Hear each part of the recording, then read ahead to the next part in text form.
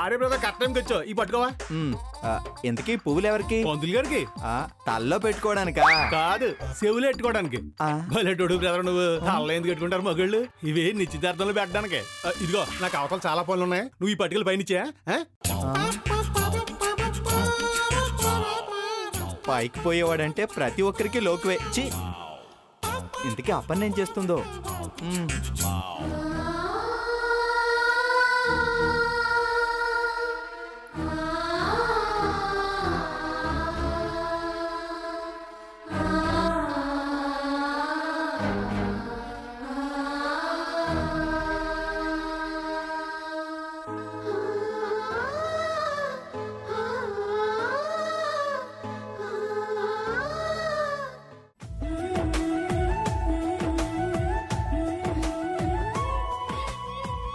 ఇలా నిన్ను చూస్తుంటే నాకే ముద్దొచ్చేస్తున్నావు అక్క. చెల్లెలైన నాకే నిన్ను చూస్తే అసూయ పుడుతుంది. ఎందుకు? ఇంత అందంగా పుడితే అసూయ పుట్టదా ఏంటి? నీకు పొగడ్తలు ఎక్కువైపోయాయి. హాయ్ అప్పు. హాయ్ అపర్ణ. ఏంటి ఇంకా రెడీ కాలేదా? అవ్వకపోతే నువ్వు వచ్చి చేస్తావా? అసలు నీ వల్లే ఇదంతా. వెళ్ళు. ఇంకో 2 రోజుల్లో ఎలాగూ నువ్వు ఉండమన్నా ఉండలే. నువ్వు రెడీ అయ్యిరా. చాలే, నా ముఖం వాళ్ళకేమీ కొత్త కాదులే, వదిలే.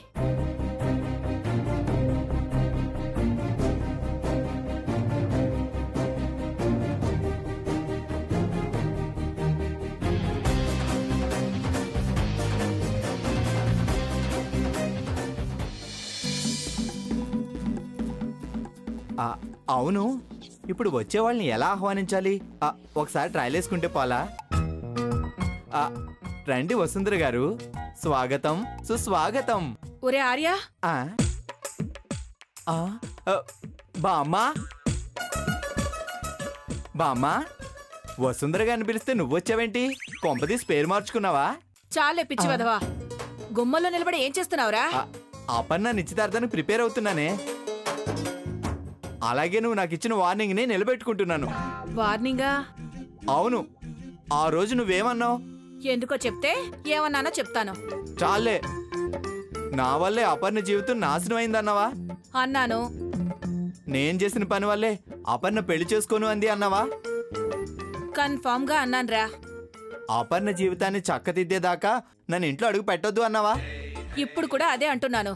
అందుకే తొడ కొట్టి చెప్తున్నాను, నీ మనవడు అపర్ణ జీవితాన్ని సెట్ చేశాడు. నిశ్చితార్థం జరగడానికి, రేపు పెళ్లి జరగబోవడానికి మొత్తం కారణం నేనే. నిజమా? ఎంత మంచి మాట చెప్పావురా.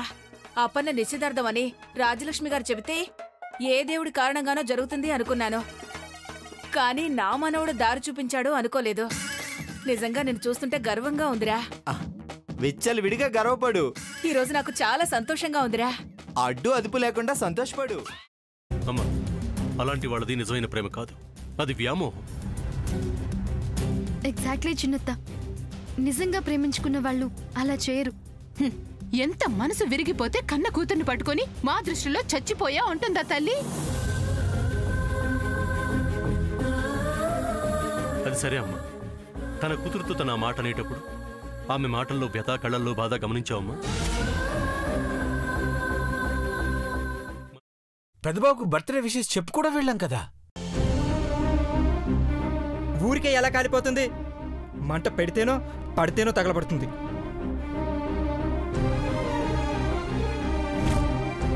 కరెక్ట్ చిన్నబాబు, నీకొచ్చినట్టే నాకు డౌట్ వచ్చింది.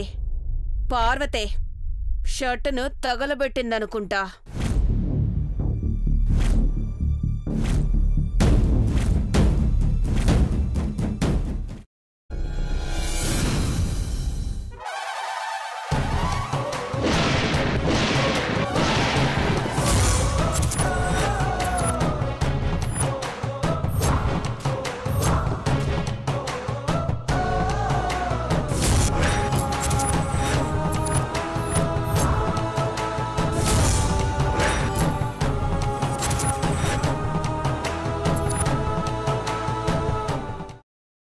తర్వాత పొట్టు తీసేసి చాప్ చేసి పక్కన పెట్టుకోవాలి. ఒక ప్యాన్లో కొద్దిగా నూనె వేడి చేసి అందులో ఆవాలు, మినప్పప్పు, శనగపప్పు, కరివేపాకు, సన్నగా తరిగి పెట్టుకున్న ఉల్లిపాయలు వేసుకుని 1 నిమిషం పాటు వేయించుకోవాలి. ఆ తర్వాత కాల్చి కట్ చేసి పెట్టుకున్న వంకాయని కూడా అందులో వేసుకుని బాగా మిక్స్ చేసి బౌల్లోకి ట్రాన్స్ఫర్ చేసుకుని అందులో తగినంత చిక్కటి పెరుగు లేదా పల్చటి పెరుగు వేసుకుని మిక్స్ చేసి అన్నంతో కానివ్వండి, చపాతీతో కానివ్వండి సర్వ్ చేసినా చాలా బాగుంటుంది.